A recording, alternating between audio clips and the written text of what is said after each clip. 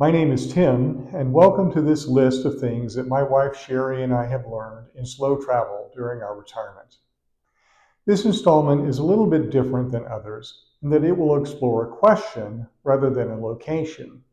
Namely, can multi-week cruises be considered slow travel? Over the past roughly 25 years, we've taken more than 24 cruises across 5 different lines. Our first few voyages were 3 to 5 nights. So when we got the opportunity to take week-long cruises, we thought of them as long cruises. Once we had made a couple of 14-night sailings, one east coast to west coast via the Panama Canal, and a transatlantic voyage, even 7 nights began to feel a bit short. Now that we've retired, we are working some multi-week cruises into our plans. We recently completed a 31-night cruise around South America, followed just a week and a half later by a 14-night transatlantic voyage. Later this year, we will spend about a month on 2 cruises with just a couple of days between them that will take us around the British Isles, up to Norway and Iceland, and finally back across the Atlantic to New York. Early next year, we'll spend over 6 weeks sailing from Los Angeles to Singapore. And later that summer, we will have 2 4-week cruises, one a river cruise across Western Europe, and the other an ocean cruise around its coast. Multi-week cruises are clearly becoming a part of our retirement travels, but we're already beginning to wonder if they truly count as slow travel in the specialized use of the term. So here's a preliminary list of things that we have learned about whether extended voyages may or may not genuinely offer the benefits of slow travel. Number 1, settled-in travel. Our first taste of the possibilities for cruising as slow travel came just before my retirement, when we took a trip to Hawaii and cruised between 4 islands during our visit. Being able to unpack in our cabin and transit between islands sleeping in a bed made the trip much more enjoyable and relaxing compared to island hopping by plane. That benefit was even more evident as we sailed from Argentina to Chile to Peru, Ecuador, Panama, and back to the US. Number 2, short days in ports. But nights in transit are offset somewhat by short days in ports of call. While there are occasionally overnights in port on multi-week cruises, some days you are in port for only 6 to 8 hours. And by the time you factor in disembarkation and a cushion ahead of the all aboard time to avoid the stress of potentially missing the boat, the actual time ashore is less than that. Even in traditional vacations, you usually have more time in any location that you visit. Number 3, multiple stops.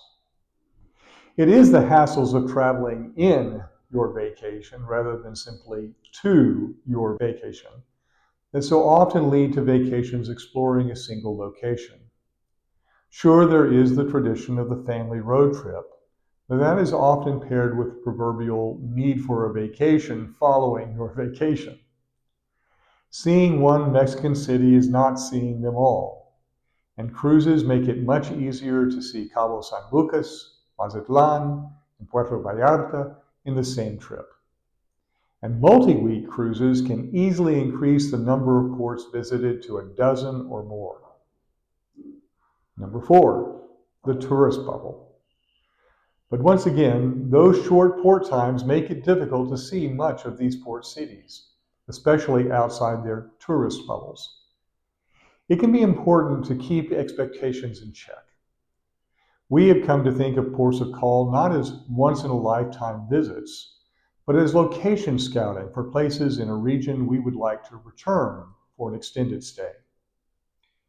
Number 5, learning the cultures. The best cruise lines take advantage of sea days and other times aboard ship to offer presentations about the places you will visit on the itinerary. Some even bring aboard cultural ambassadors or professors with expertise in the history of the region. But to be honest, we've had mixed experiences already with these presenters. But there is always some advantage to personal contact over reading a guidebook. Number 6, experiencing the cultures. It is at the personal contact level, however, that SlowTravel excels. Dealing with the day in and out, day out task of living rather than simply visiting a location can provide more authentic cultural encounters than even the best expert guides, whether in person or in print. Number 7, cultural cuisine. We have seen in recent years that cruise lines are making more of an effort to include local dishes and local sourcing of ingredients in their onboard dining options, rather than defaulting to the lowest common denominator of the traditional American or Americanized international menu. Our trip around South America included a day when they served a spread of regional fruits you are unlikely to ever find in a U.S. supermarket. Since there is almost always a buffet also available, you can feel free to experiment and be a bit more adventurous in expanding your palate. Number 8, cuisine for the masses.